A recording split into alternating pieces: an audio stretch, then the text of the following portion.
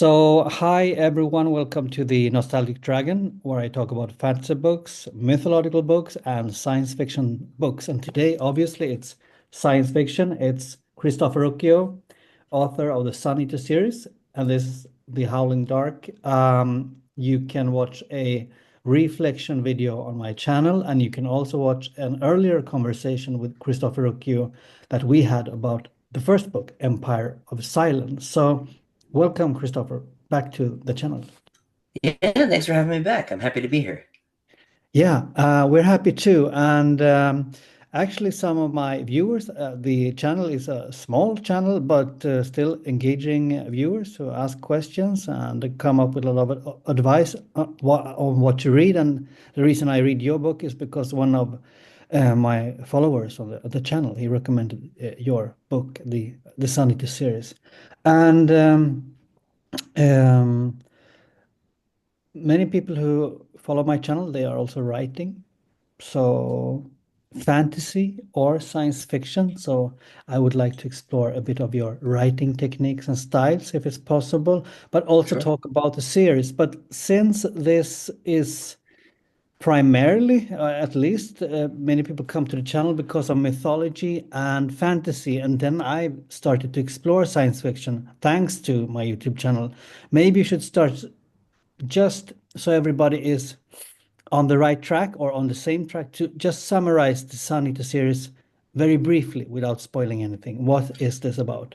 Yeah, so the Sun Eater is what we call a space opera in tradition of Star Wars or Dune. It's 20,000 years in our future, about a galaxy in which mankind has built an empire that encapsulates maybe a third or so of the stellar volume. And the main character is a young nobleman in this empire, Hadrian. He runs away from home and becomes wrapped up in the middle of this war between humanity and the first aliens who've ever really posed a threat to us. They're called the Cielson. They are sort of marauders, and he tells you on the first page, so it's not really a spoiler, that he's the guy who ended that war and essentially wiped out the Cielson. His story, certainly like a memoir, is why and how, and about all the things that didn't make it into the official history books. So, it's sort of playing with time and memoir a little bit as well. So. Yeah, and this is the second book. We'll start to talk about the book as well, but my first question is about you as a writer and writing book two. Mhm. Because is it seven books now, right? Or It's seven, yeah, and it yeah. will be seven. That's the end. So. Yeah, Yeah. very exciting. So for you readers, I've just started, or viewers, I say, not readers, viewers. I've started to read Demon in White. I'm 200 pages in, so it's great. So you should try to read this series as well.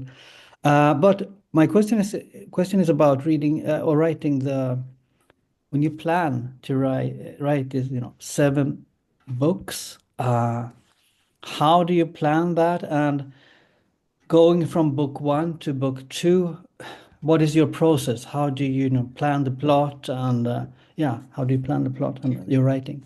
Yeah, so people who've heard me talk about this before know I'm a big advocate for outlining, but I wasn't always, and maybe this is a useful part of the story. I didn't really have a process on book one. Book one, I was in school, and I knew I wanted to write a book, and my goal was to have finished something by the time I graduated. And so I sort of noodled at it, more or less every day, as much as I could while I was working on getting out of university,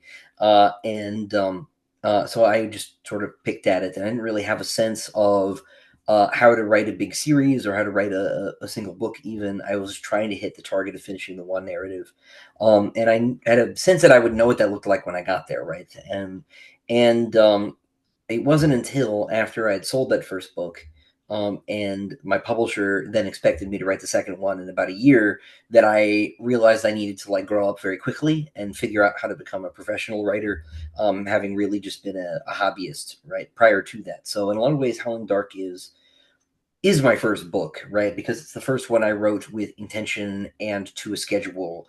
and that I developed a system for. Right, it was for book two that I started outlining, and with book two that I started to really think about concretizing my plans for the whole series. With this particular story, right, I tell you at the beginning a little bit of how it ends, not the whole ending, right, but sort of the target we're aiming at. And so I kind of nailed my one foot to the floor already, right, because we had this to sort of shoot to.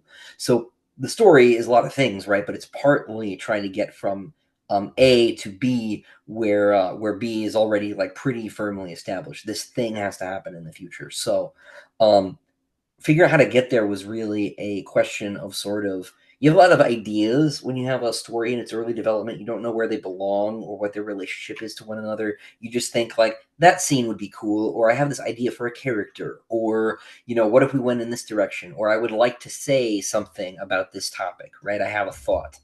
And you have sort of this vague, it's not even really a list, it's like a cloud of things. And making the story in a lot of ways is taking that cloud and sort of putting it and sort of crystallizing it, right? And turning it into plot and character and world and theme and I've been saying this lately that like making creative decisions is sort of like following through a flowchart. You make the first couple of things arbitrarily. You have this wish list, right? But then you commit to the first couple of things there, right? You have a scene you want to have happen.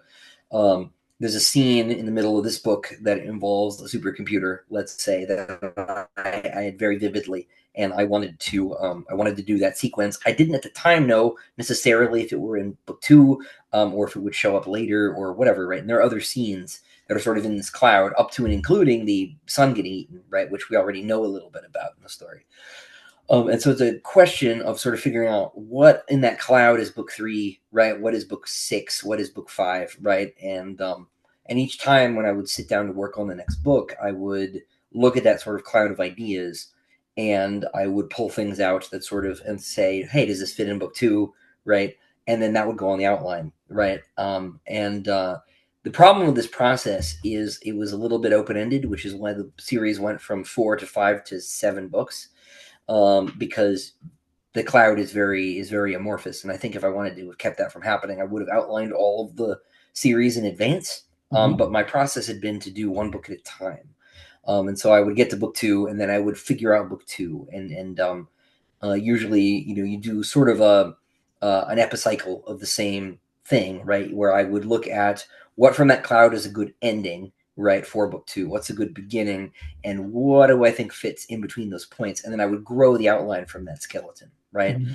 Because if you end up with, say, 10 really good ideas, right, and approximately how long the chapters you write are because you've practiced a little bit or you've written a book already or something, then you have X number of chapters for each of those ideas, right? Or to get you to each of those Mhm. ideas. And I build my outline um, sort of mathematically out of that. I'm just like, look, I have 80 chapters to work Mhm. with, right? Or 60 or whatever. Mhm. The problem with this is that my chapter length has crept up on me as I've kept Mhm. writing. And so book seven is like 150% the size of book three.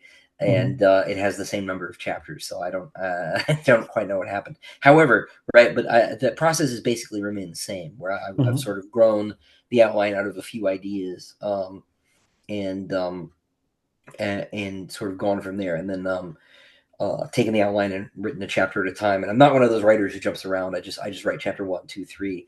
Very occasionally, I'll make an exception if a chapter's killing me. I'll write half of it and give up and move to the next one and come back. But Mhm. that's only really been true in the last two books. Mhm. But otherwise, it's pretty straightforward. I think it's Mhm. But yeah, that sounds like when you started to do the outline. Now we know the end in a way. I don't know the end, but I know the end in a way. yeah, yeah, of course, Yeah, because you have the initial the prologue in the first book. yeah. But when you started book two, then maybe mostly book two, did you know? Do you know? Did you know then how the book seven would? Did you have an idea about book seven already? Yeah, book seven in a weird way has always been the clearest one because that was sort of the idea. The idea was this big confrontation between this empire and these aliens, and the sort of big battle and the fallout from that battle, and what that meant for humanity and for the broader universe and all of that. And I really worked backwards from that to tell the rest of the story. And so I had a sense of who Hadrian was at his beginning and what the story was. The story, when I was starting to think about it, was book 7. But I decided to tell the whole story, right, from like his beginning to that battle, right, and a little bit past the battle. Um, and um, and it did grow along the way, right? You know, Tolkien says Lord of the Rings grew in the telling, and all stories do. But broadly, that framework has been the same the whole time, even if my attitude toward certain ideas within that framework has changed, right? The world building has more or less been locked in. If something has changed, it's because it gets elaborated on, not because it gets replaced. You know, like I say, an idea might give you 3 more ideas, and Mhm. one of the things that differentiates good world building from average world building is that you think through second order consequences and then third order consequences of the choices that you make. You don't just Mhm. say, this is a world where people have 2 heads, and then you don't think about like how you'd write characters like that, right? You have to sort of click through all of those. You have to ask questions about all of your choices, right? And so, How do you avoid to not get lost? Since I'm not writing, yeah. I've written some, but just for myself, and I can imagine, you get the inspiration to write in one direction, and then you do that. But how do you avoid that? And have you spent a lot of time writing things that you don't use, for example? I have a few fragmentary, like half start chapters or something, especially early in projects. You'll sort of try to just try to get yourself back into flow, right? And then I'll end up shedding material that way. But I don't have like I'm not. I know George Martin talks about writing the whole Battle of Marine, and then something about it doesn't work, and then throwing it out. Like I've never done that. I have no real discarded work except for the first book, right? Because with the first book, I wrote an earlier draft, a book called The Murdered Son. That was the book I sold to my agent, sold to my publisher. And then in revision, it doubled in size and became Empire of Silence, and a lot changed there. That's largely a consequence of the fact that that original book was an outline. I was just sort of trying to figure it all out as I went.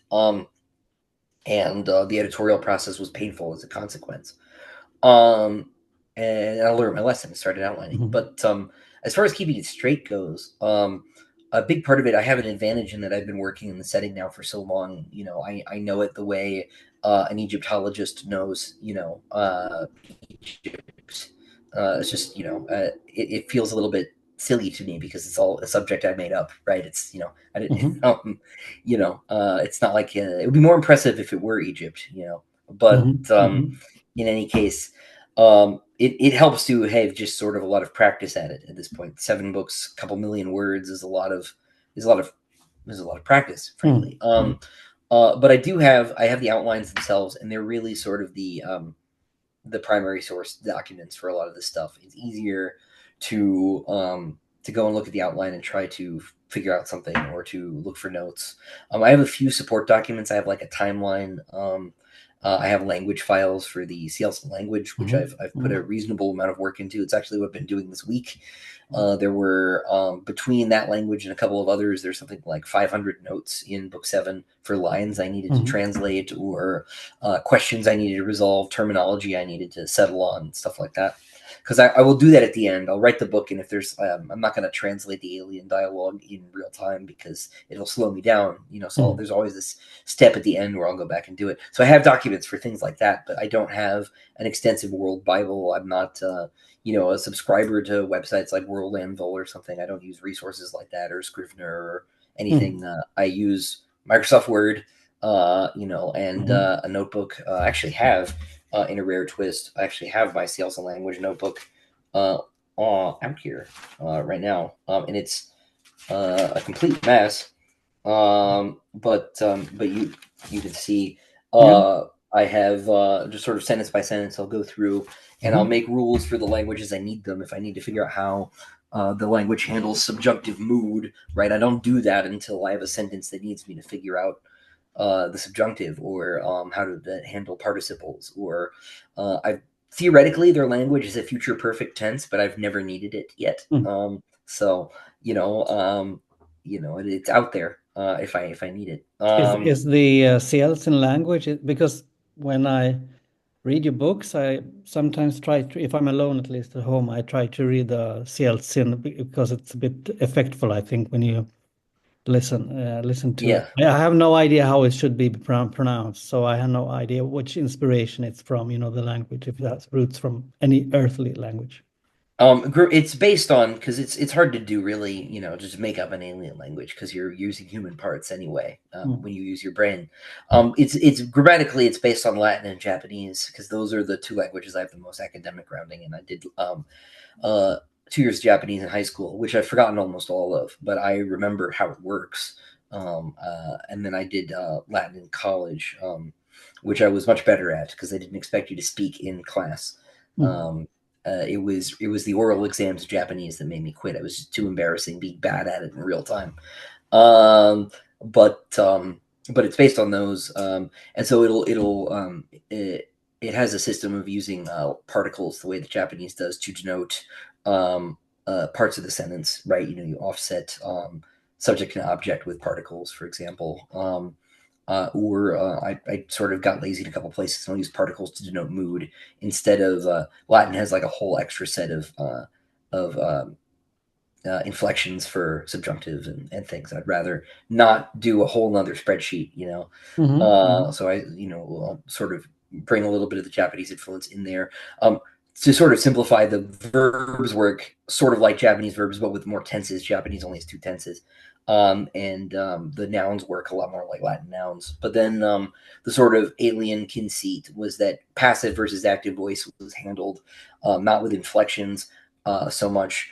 Well, yes, with inflections, but it was also tied to the gender system for the language. So you would read one set of Cielson genders if the subject was it's not masculine, right? Because mhm. they're not humans, but the humans call it masculine. Then it's an active voice sentence. But if the subject is feminine, then it's a passive voice sentence.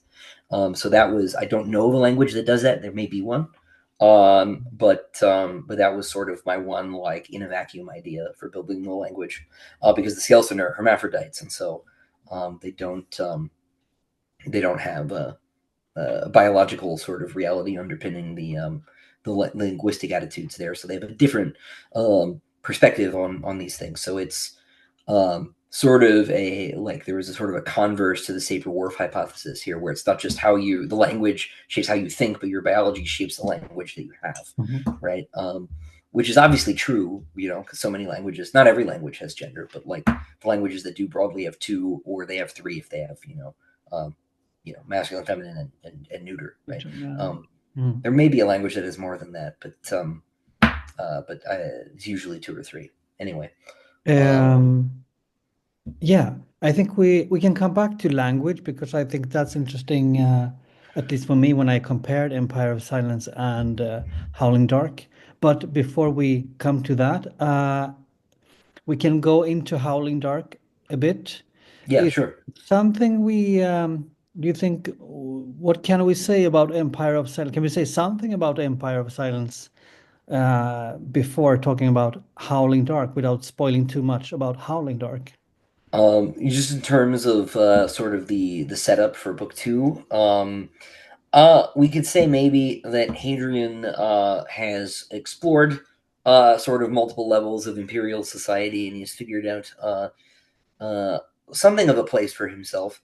And he has a mission. He's trying to uh, sort of run a first contact mission. It's not exactly right because the humans and the Celsian have been aware of each other for a long time, but he's trying to uh, open peace talks with at least one faction of the aliens. He hopes it will be with all of them, but we'll see what happens. And so he's trying to return some Celsian prisoners to the Celsian as a means of opening conversation with them, and that's sort of where the book picks up.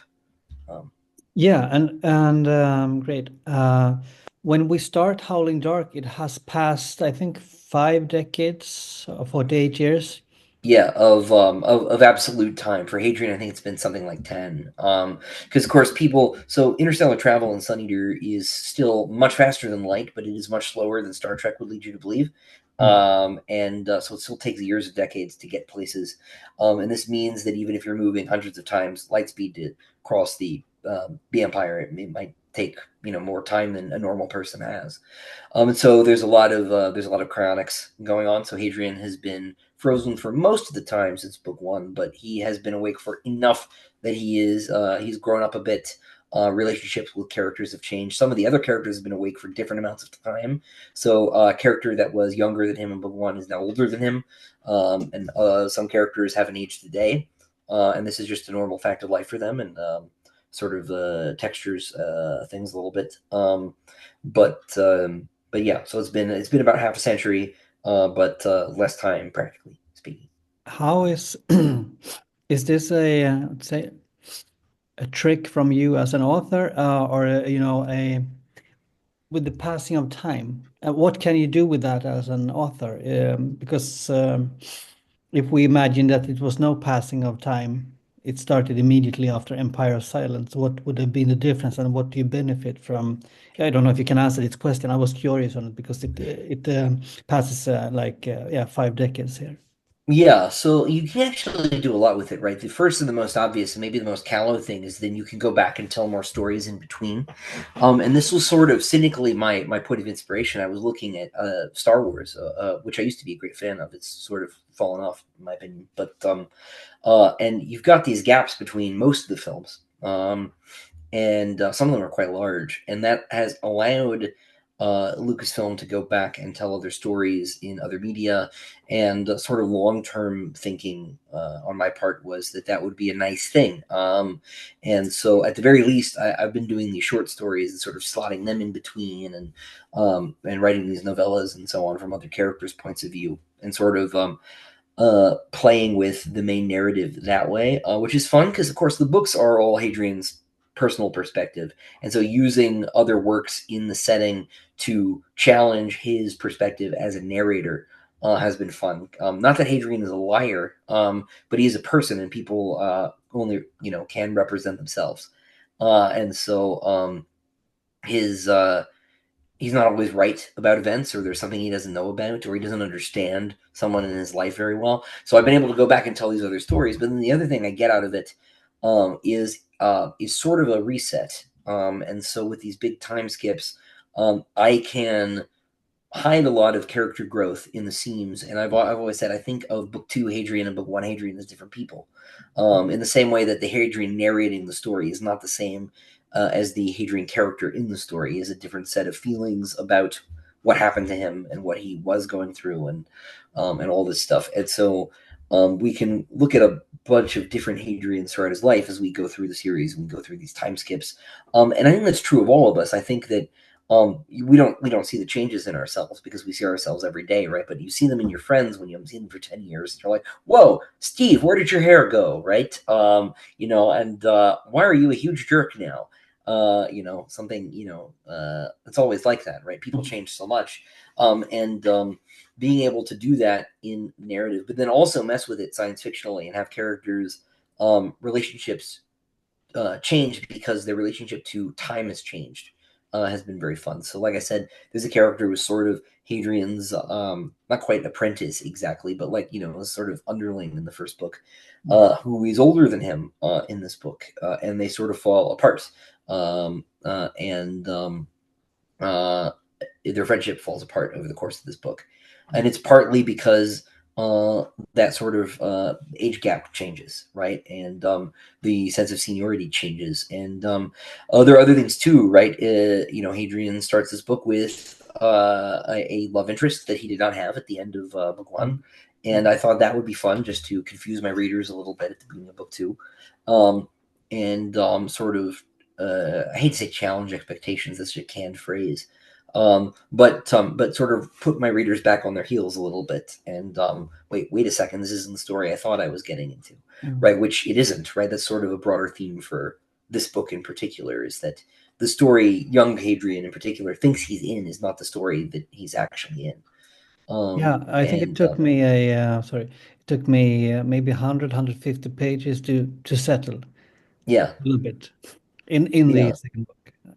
yeah. I do lose some people because of that choice, but it was conscious, and I wanted people to not quite suffer a bit. I think suffer is a little bit is putting it Mhm, too strongly, but I did want people to maybe struggle a little bit, because mhm, it is also disorienting. The idea too is that it's disorienting to live your life this way, to freeze yourself for Lord knows how long, and wake up, and everybody is in a different circumstance around you, right? mhm, Especially like this is especially true for like the lower caste characters in Sun Eater, because they don't live forever. It's very possible they live like we do, not mhm, quite a century, right? Whereas the nobility live much longer lives. It's quite possible for them when they commit to a journey, an interstellar journey, that they will never come home because they can't. mhm, And that's a very sad idea, right? But it's a very artistically interesting one, I think. And so having the opportunity to play with stuff like that has been very exciting for me, um, even when it causes problems for storytelling, which we can mhm. maybe talk about when we get to some of the later books. But Um, one thing I noticed, it's both the time gap or time jump, you could say. Also the tone of Howling Dark, maybe I really, first of all, if you haven't read Christopher Ruocchio's books, you should because the writing is beautiful. well, The thank you. prose is very, very beautiful, and I think that continues in the second book as well. But the tone is much darker, as I perceive it, in Howling Dark. I read somewhere on Reddit or somewhere else that when you have read Howling Dark, you should see a therapist. It was more of a joke, I think. I haven't felt that way though, but Yeah, good, good. but still, it's darker. So, what's your take on that? And will it become even darker? It will, yes. That's an easy question. But as for why that happened, I don't know exactly. Uh, I never thought about what I was writing as especially scary or especially dark, and I don't know why. This is something I've been really thinking about in the last couple of years because the books have gotten actually significantly darker. And it was funny. After book four, my father-in-law called my wife and he's like, "Are you okay? Have you read Christopher's books?" And it's funny, right? Because people always expect that like writers are writing something about themselves in some way, and none of that's me precisely. But when I'm writing, I find I have the opposite problem. I find I'm like worried that I did not adequately communicate how terrible the circumstances are, right? And I worry I've soft pedaled things, and then people read the book, they're like, "Whoa, buddy, are you okay?" And so that's always very interesting to me. I don't know what to make of that because I mostly spend my days watching Mr. Rogers' Neighborhood with my 2-year-old and chasing her around while she waves bubbles and stuff. It's maybe not what people would expect, Mhm, especially in mhm, terms of tone. But yeah, so I don't really know why the series has gotten quite as dark as it has. I do think generally um, that one of the things that bothers me about the nature of not just modern storytelling, but like I'm a huge heavy metal fan as well, is how is how nihilistically dark a lot of stuff has gotten. I really resent when people call what I've done grimdark because there's mhm, this whole movement of sort of very cynical low fantasy in particular, right? mhm, Everything is sort of meaningless and everybody is kind of terrible is not something that I believe. I do believe that there is a lot of awful things out there, right? Obviously, and I often think that literature, fantasy literature, soft pedals how terrible it can really be. If you read about stuff that happens in World War II, for example, right, or in the aftermath of World War II, which almost no one talks about, right, mhm, which was maybe as bad in a lot of ways, and just the horrible things people really really are capable of. Fantasy books almost never really go there actually, and I don't know that I necessarily have, but I had let's say a lot of more horrible ideas that didn't make it into the series, and that are still less horrible than the things that gave me those ideas. Mm. Uh, so people, I remember there's a sort of, to not really spoil something from book 4, right? But there's a torture sequence, and the method of torture, my dad was like, "This is so terrible." I'm like, "Yes, the Japanese did that to Christians Mm. in the Mm. 1600s. I didn't make it up at all." Mhm. Um, I couldn't possibly. But but Yeah. I Mm. do think it's a consequence of sort of just my history reading, maybe, is where a lot of this came from, because history is a lot darker than most horror movies. So, Yeah, um, for sure. Actually, a lot of history we don't know. Also, that is very cruel. Um, yeah, I don't think this for me. It's not grimdark.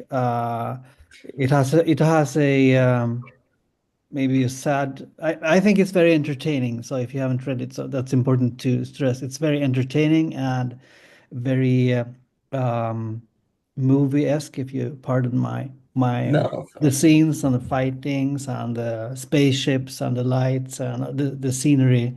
I think it's very, very beautiful. But then it has a kind of sad tone for me sometimes. And I was thinking about Hadrian himself because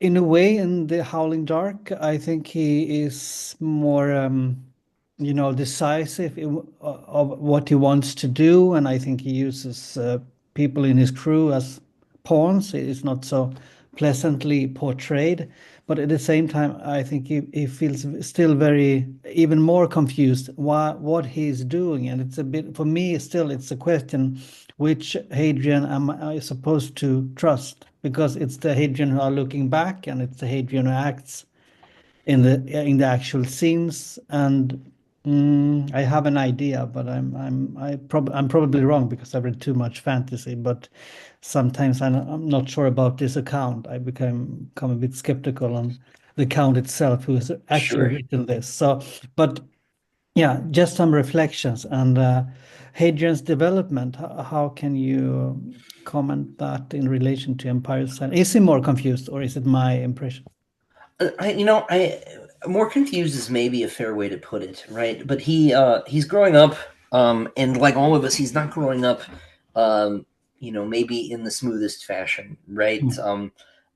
I in book 1, he's very idealistic, but this makes him act like a huge dummy, and it also makes him very indecisive, because he's sort of hemmed in by all these institutions that are a lot bigger than him. He has very little agency in the first book, and so I think I thought about Hamlet a lot as the person of Mhm. Hamlet, the character of Mhm. Hamlet, in the first book, and he's grown up in book 2, but that's mostly in terms of his willingness to make decisions and to exercise some of the limited agency he's received. But he still has this like very blinkered idealism, right? He's still a young man. And the thing about like being a kid, right, is that adults are obviously all terrible, right? When you're 10, 15, especially when you're 15, 18, they're just like, why is the world like this? Why should I respect you when like you are giving me this dumpster fire you've created? If I were inheriting a world at peace and function, I might respect my elders. But this really? And I think a lot of us relate to that. Um, but of course, the problems that face the world are a lot deeper and more complicated, and are in many ways just absolutely intractable, right? And so it's not really the fault of your parents, right? It's like everybody's fault, and has been everybody's fault, since the beginning, right? Like uh, things are just not good. Like, they're also good at the same time in other ways, right? And that makes gratitude and very important. But at the same time, like, both of these things are right? Like, maybe you're actually inheriting something that's as functional as it's ever been, right? That is still also a complete catastrophe. And so Hadrian has not quite reckoned with that yet. He's trying, but he has this sense that the reason there isn't peace in the galaxy is because the people at the top don't want it, right? Mm. And maybe some of them don't, right? But they're also like that's too simple in a university. That's not that's not the belief of a serious adult, right? With all due Mhm. respect to sophomores university, Mhm. I've Yeah. been one and I was very foolish. Mm. um and so he still has some growing up to do, but it's like, I sort of think of growing up as like one of those cartoons where someone drinks a growth potion and then like their hand becomes gigantic, right? And then like a foot grows, and then like finally they become the full you know um Mm. giant Mickey Mouse or whatever, right? Whatever the cartoon is. I think I'm thinking of the Super Mario Brothers movie, which Yeah. I also had to watch recently. Yeah. But no complaints. I love Mario, but this is people are like, what have you read this year? And I'm like, a lot of Curious George, Mm. um, Yeah. but Right.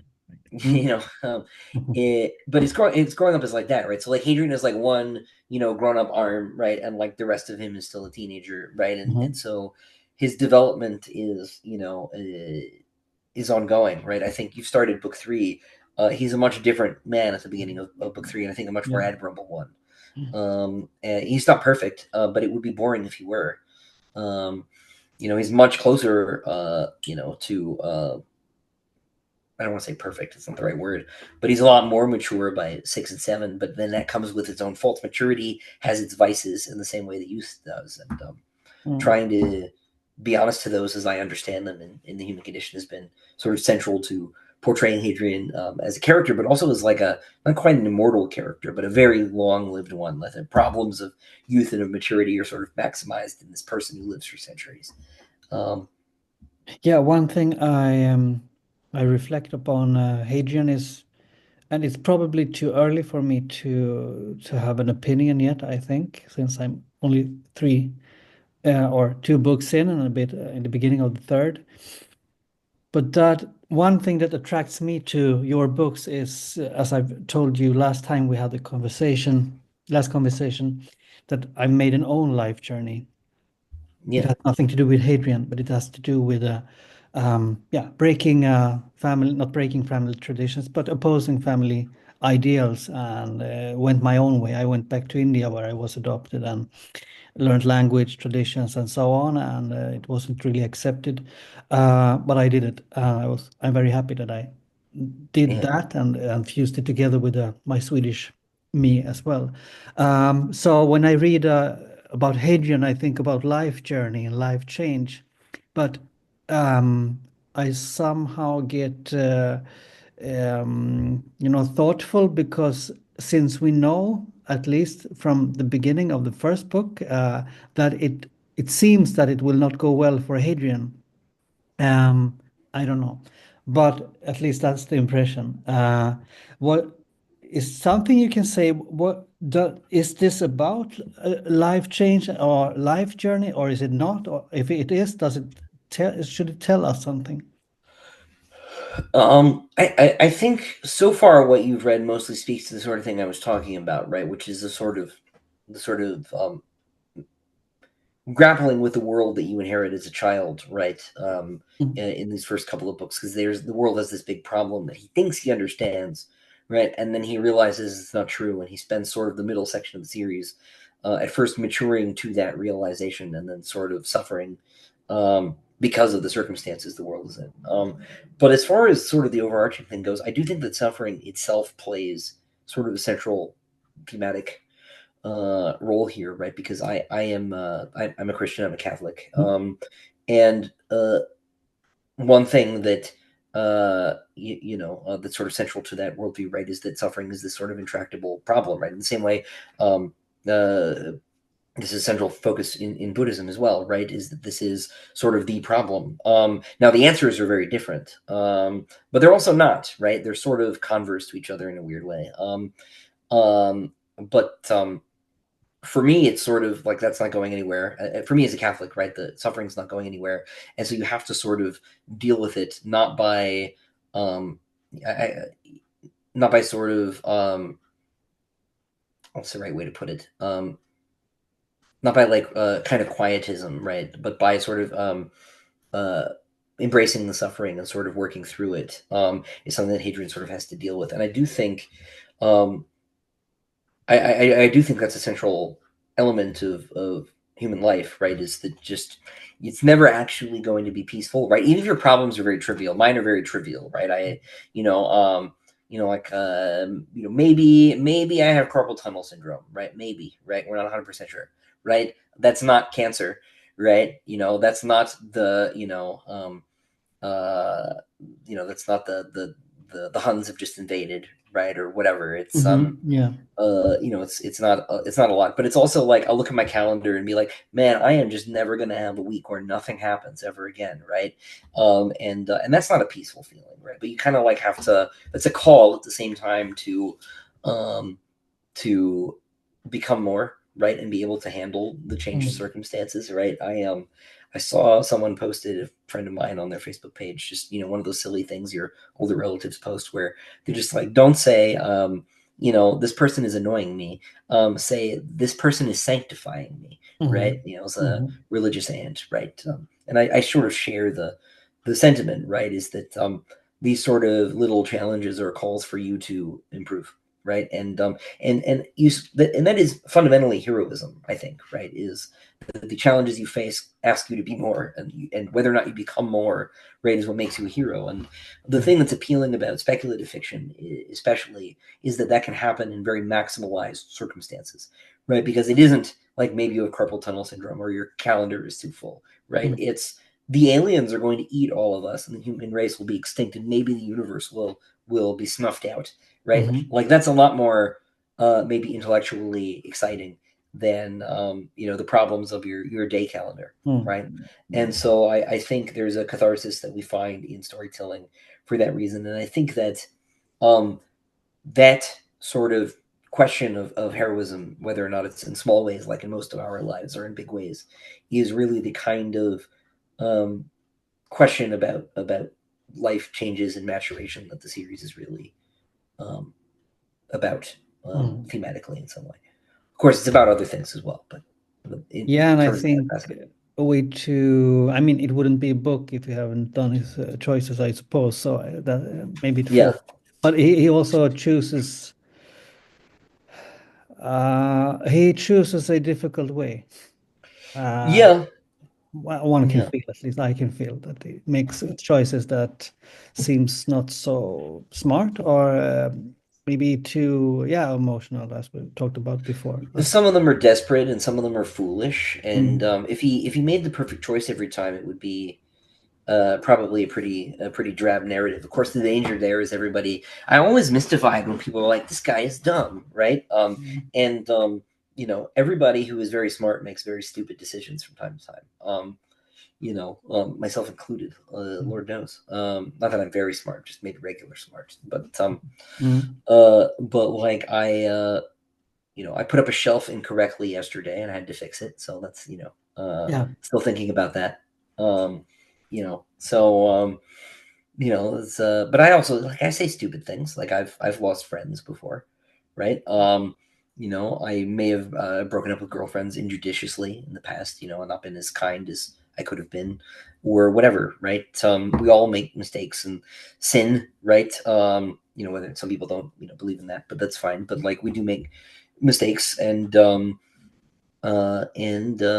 have, if we can learn from them, then that's almost worth having made the mistake, depending on what the mistake is.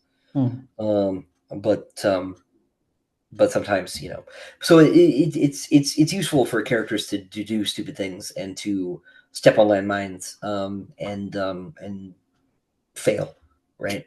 Yeah. I think for me, Hadrian is not. Yeah, he's emotional. I don't think maybe he's stupid. I mean, you can he reflects as well as an older person in the book. For me, he feels human, in of course, in that sense, because humans fail. I suppose that's being human is to fail and to forget, give yourself and forget others as well. It's part of humanity. So I think that's what makes the book attractive to read as well, because he's not. I mean, he's not really a hero, maybe, but I mean, he has trying to be a hero, but you can see through it as a reader from time to time. But he's also very human in that sense. Yeah, yeah. In talking about heroes, right? In a lot of ways, I sort of see what I was trying to do with Hadrian is sort of a I hate is sort of like a third wave of science fiction hero kind of thing, right? I think we Mhm. might have talked about this last time, Mhm. but like in a lot of ways, the book that sort of made me want to write science fiction is Dune, right? And Dune, Paul Atreides in Dune, right, is sort of a reactionary character. He's a reaction to the golden age and pulp era heroes of science fiction characters like John Carter, right? And in a lot of ways, Paul is sort of a inside out John Carter, right? They do the same sort of thing. They come and they fight this war on this planet for this people that are not their own people, right? And they lead them to victory. Except in Dune, it's a bad thing, right? And the message of Dune, even though I don't think that Dune actually does a very good job of communicating this, is that heroes are very dangerous, right? Mhm. And like that is sometimes true, right? But um, I wanted to sort of accept that that criticism is true, right? That heroes can be dangerous, but then we need to recognize the reality that these sort of charismatic figures show up whether we want them to or not. And then, like, what do we do with them, right? And what do they do with themselves? Because often, and this is part of the reason that I don't think Dune works as a cautionary tale, is that no one is more cautionary about his influence than Paul Atreides is, Mhm. right? And Hadrian is too. And especially in narration, he is aware of the impact that he's had and what different factions think about him. And it concerns him greatly. But there's also like, we need to acknowledge that he also saved humanity from these aliens, right? And that is a good thing, right? Even if the way he did that might not have been question mark, or if he did some other things that are wrong. Mhm. Um, and I think that sort of there needs to be a conjunction of John Carter and Paul Atreides to sort of look at what a real hero might look like if we take that criticism from Frank Herbert of Burroughs and John Carter and sort of want to grow up from there. We need to put them together in the same way that we need to marry that idea that like the world is that actually maybe our parents did the best job they could, at least Mhm.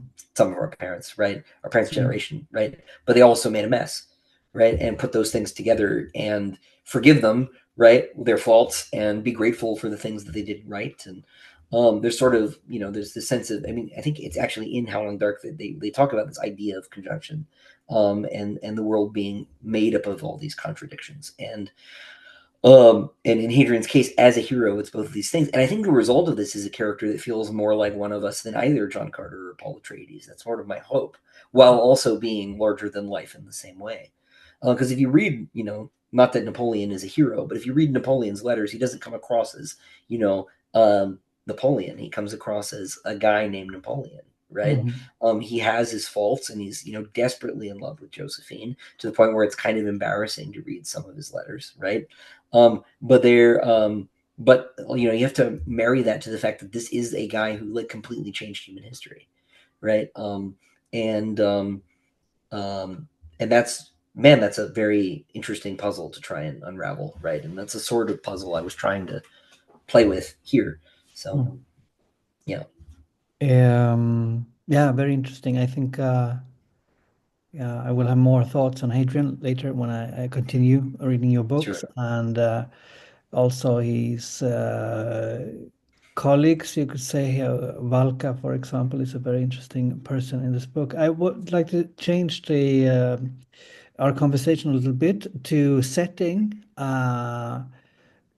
One thing I would add is that I'm very impressed with your writing here because it's very entertaining. You have this, as you talked last conversation, it's a galaxy not far away, near, very close to Earth.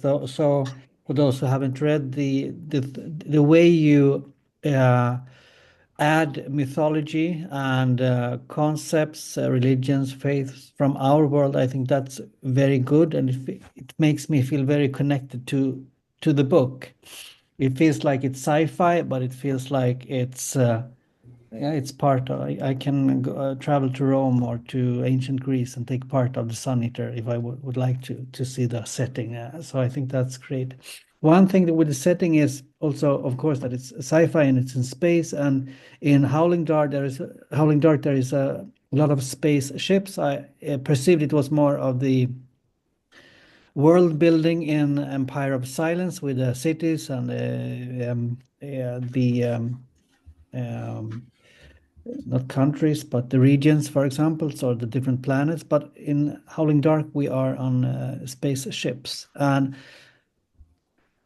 maybe it's easy for you to answer, but I was thinking about that yesterday. How do you, when you write about spaceships, to make it realistic and to picture that for the reader, how do you do that, and how is your own process of living in a spaceship and describe that? Well, so the spaceship's really like any other setting. If you're gonna do something that sort of takes people away from themselves, right? Um, like I'm not a hard science fiction writer. I'm not Alistair Reynolds, who I adore. I think he's a genius, right? But like I cheat to a certain extent, right? Like I have artificial gravity, right? Mm. And I have this sort of cryonics technology that like may not realistically be possible, right? And um,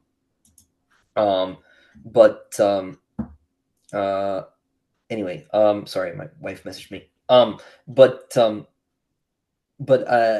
but you give if you give readers enough of something, you give them like one little thing that you're focused on in terms of building the setting, right? In the case of spaceships, it's usually technological, right? It's something like even the freezing, right, which is not realistic, right? But if you think through those consequences, the way I was talking about earlier, of how that would affect things like food supplies, right? Mhm. How do you feed somebody for a 30-year voyage, right? Do you need to feed them? How many of them can you feed, right? Then you come up with sort of decisions that emerge from those questions, right? I ended up with a system, and this is really more of a book three thing, but where you have to have some people awake, right? Because they don't just use computers, um, but uh, and so you have to have people awake for the journey between the stars. And what do you then? What do you? And then you have to feed those people. So I ended up with a system where you have this. They call them the night crew, basically, right? It's a skeleton crew that runs the ship while the ship is traveling at faster than light speed for years and years and years. And they take shifts too for the longer journeys. And so it's really like then you have to worry about feeding people, those people, right, and not so much everybody else, right? But then if you start to think about that, then like it gives you questions about things like interstellar trade and what do you trade, right? If you can't trade produce, what you're gonna freeze a bunch of turnips for 40 years? Like, no, you're not gonna do that. But there maybe are things that you would, right? Maybe you age wine and you trade wine, right, over interstellar distances or something like that. And all these sort of things emerge from that. And it's those little details that give readers the sense of reality. And you don't need to give them an explanation for everything, but if you give them a really good explanation for one thing, right, like why it's wine, right, for example, Mm. then and it doesn't have to be a long explanation; it can be like a couple sentences. Then you have solved the problem basically for readers' attention. They're like, oh, the believability of that thing forgives everything else, right? You Mhm. know, unless something is egregiously wrong, you can win over a lot of reader trust with like one little thing like that, right? And so that was sort of has been my approach for world building generally, right? Because like no writer is an expert in all things, right? Or is even enthusiastic about all things. Tolkien, right? It's the languages, right? But Mm. as critics of Tolkien, who I make fun of on the internet all the time. But they're not wrong when they criticize him for not talking about how does Gondor the state operate, right? Mhm. Like what Mhm. are its George Martin's criticism? What are Aragorn's tax policies? I don't Mm. want to know, frankly, George. Mhm. However, right, like it is the case that actually Tolkien's world building, which is immaculate in so many ways, is completely non-existent in other dimensions, and this is true of all writers, right? There's just something I know with Pat Rothfuss, like he really cares about the coinage, right? Mhm. And the fact that those books are so interested in the coinage and the money, right, makes everything around that concrete. And so, sorry, signal went It's bad okay. there. Yeah. Um, but uh, so if you were able to give people a little thing like that to get an eye into, and for me with the spaceships, we've talked a lot about the sort of freezing and everything. that has been sort of the way in for me, and and sort of I sort of went from there rather than thinking about like Hadrian. And I have a saving grace here that Hadrian does not understand how spaceships work, Mhm. Mhm. and that is great because then I don't have to go into it because the character doesn't understand them, and he's Yeah. one of those guys. I mean, like I'm one of these people. I don't really know how my car works, right? Mhm. And so my car, in a certain sense, does not become a car until it breaks. Mhm. The rest of my life, it's just the thing that I ride in that takes me places. Mhm. And then questions about carburetors and filters don't come up until one of them fails, right? Mhm. And so Hadrian's in the same boat. He's like, I don't know how a spaceship works. I have some vague ideas, like it needs fuel and stuff, and the fuel explodes if if it touches regular matter, right? Mhm. Antimatter, right? And that's true, right? So that little bit of scientific truth in a setting with effectively magic swords and you know entities working backward through time, and sort of weird multi-dimensional stuff later in the series, um, becomes more forgivable because Mhm. you've got these more concrete details. And so um, there are always going to be people who aren't satisfied by this, but I find that if you do a 10% hat tip towards reality, people will forgive even 90%, right? Mhm. But you really you build any setting out through one little thing like that, and then it creates the illusion essentially that you've thought about a lot more than is on the page.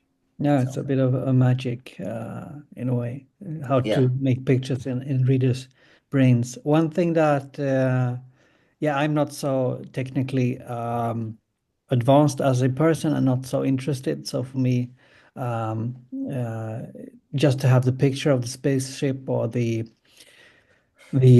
planets or anything works because I will fill it in with my imagination and what I've maybe seen before. One thing that I'm very engaged in though is languages. So we should start to end the conversation soon. But one thing I would like to touch upon is the linguistics, and I'm not sure, but Empire of Silence. I My perception was that linguistics or the languages and the pronouns, how they talk to and addressed each other, played a major role in the book.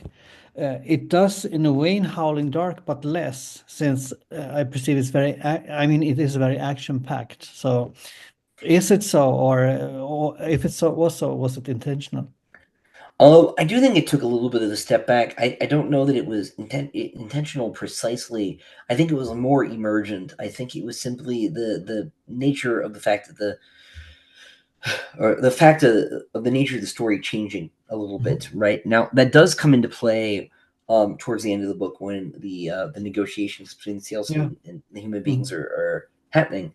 But it is less relevant in sort of the opening act of the book because we're dealing with other problems, and that part of the story comes in and out depending on what we're dealing with and where. I think the language stuff comes in a lot more in book four again, um, and has been less relevant precisely uh, because the has been less relevant since maybe precisely because the nature of the story has changed somewhat. Not to say that I've changed it, but we're just in a different place in the story Mhm. dealing with different things. And partly too, like this is one of those things, right? Because we do a lot of sort of front loading dealing with that. The fact that it is relevant, right, becomes sort of background radiation for the rest of the story. Mhm. And so when it does reappear, we don't have to go way back into all this talk about languages. Just something happens, and you're like, oh, this word does not mean what I think it means, right? And then we go back to talking about something else. And you're like, oh, that connects to this whole constellation of ideas from earlier in the series. Um, and It's sort of like jokes, right? One of the best things that a comedian can do, right, is call back to an earlier joke in a set later in a set, right? Mhm. And There's a show I used to watch called Letterkenny, and by it's a Canadian show, and basically everything in the show becomes a stock phrase, so that by the later seasons, every line of dialogue is callback to an earlier joke. It's just so densely hyperlinked with itself. Mhm. and that makes every line of dialogue funny in a way that it wouldn't be in a vacuum. And in the same way, you can do that with making things meaningful. If what you're doing touches on a set of ideas from earlier in a story, instead of making people laugh, you make them go, "Oh, right," and that is very intellectually satisfying. But it's also very handy as a writer because then you don't have to go back and give another lecture. You've done that already, and assuming people remember, right, then they get a lot more out of that paragraph, right, than they would have gotten otherwise, right? Now that doesn't Mhm. work for every reader, right? But one of the funny things about watching my readers interact, right, is you've got sort of a more casual readership, right? I mean, you have the people who are 100% dialed into everything, or you've got the one guy who's like Mhm. really into like the one thing, and every time it shows up, right, Mm. like he gets very excited and he's expert in that one thing, right? And they all sort of help each other. Like I remember when I was reading Game of Thrones, 15 years ago, right around the time the show started, I did Mm. not pick up on Jon Snow's parentage, but I would go online, right, and people would be like, "Oh, this is obvious," and I was like, "Oh, damn, you're right, it is obvious." Mm. Now that you said it, right, and so like people knew that they knew that plot twist like well in advance of the show. The books still have not revealed it, right? But you've got those readers sort of leading the charge, and for them locking onto something like the linguistics, Mm. is very fun because they will notice the one little thing, Yeah. and then they'll bring it back up, and because that's their thing and they're keyed into it, and that's very exciting. But it does drop off a little bit in book Mhm. two. It comes back in a big way in book four, just because we're dealing with the Cielson more substantively, more directly. Um, It was more for and me like a like a aha moment, maybe you say that. mhm. Uh, just because I read it and then suddenly I just reminded myself, well, not so much language or linguistics, but then, as you say, it comes back in the end. It didn't bother me, but I was reflecting upon it after, since it's a page turner. I think Howling Dark, it goes so fast. I think so you don't have the time to think about linguistics in that way. For me, personally, I've decided to read your books the first run because I think I will reread them because there is a lot of details. I like details. So, but it's a bit different from when I read other books because Mhm. then I usually go into the details. Like if you haven't seen the books, you have the this is Empire of Silence, for example, and you have in the end an index like maybe you can't see. Yeah, Yeah. So usually I delve into this. I've done it since I was a small boy, I really love to read about lore and things. But this time I just read the books. I check up a few things here and there, and then I will go back to that. So it's a way to immerse myself a little bit more in the book. So yeah. not, making me stop or thinking too much how things are connected or not. So And that may be wise in this case because the hard thing about writing that extra material was how to handle spoilers, right? Especially mm, with the character lists. mm, Because like either if there's a character whose presence in the book is a spoiler, do you not put them in the thing, and yeah. therefore you're not like writing a comprehensive, guide. And so there are some people who will read them and be like, Christopher, you spoiled the book. And I'm like, yeah, in the thing in the back of the book. I read Gene Wolfe's Book of the Long Sun, and he puts Yeah. character guides in the front and just spoils things. And Mm, that's because he's Gene Wolfe and he's messing with you. But like, mm, I could see those same people being very upset with Gene when they mm, have less grounds maybe to be upset with me. But that is like a hard problem as a writer to resolve. Is like, what do you do with stuff like that? mm. Unfortunately, I was forced to stop making them because of paper costs. My publisher on book six didn't Yeah. want to do one, Okay. and by the time I had a chance to do it with a publisher change, I went back to my original publisher. I was so far removed from book six that to think about going back and doing it again was just there wasn't time. Mm, So there isn't one for book six. There won't be one for book seven, which is a disappointment to I know a lot of people. And me too. They're a lot of work to do, but they're useful. And I was always disappointed as a kid when Dune had it had its list in the back, but then the mhm, sequels had nothing. mm, Uh, and I wanted to do better. Let's say I'm mm, sure that. Frank Herbert was in the same situation. They were like, "You don't need to do it again, man." Mm, And you know, maybe it was a paper thing. Who knows? But I wanted to do it for all the books. But yeah, yeah, yeah, maybe later it can yeah. happen. You never know. Who knows? We're going to finish up now, and Okay. thanking you so much for being here. It's a pleasure to talk to you, and I get very inspired to continue to read the books, of course. And I hope you who are watching are inspired to either start reading them or continue your read on in the Sun Eater series. You said something that I really enjoyed. I think you said, and I would just wanted to check that third wave of science fiction or third wave of science fiction hero. You said something Yeah, like, was yeah. it science fiction? Was it science What's that? fiction or science fiction hero? Hero, I think. Yeah. Yeah, I mean, you could make a case for science fiction itself, right? Because you have the new wave in the '60s, and Mm, in a certain sense, right, there have been movements since, but there hasn't been a huge sea change the way that the new wave was in the '60s since. mm, We're still kind of riding a lot of new wave ideas now, and think maybe it's time for another one. mm, Um, but mm. Great. Okay. So thanks for being here, and I hope to see you again, of course. yeah, likewise. Thanks for having me back. It's always a pleasure. Yeah.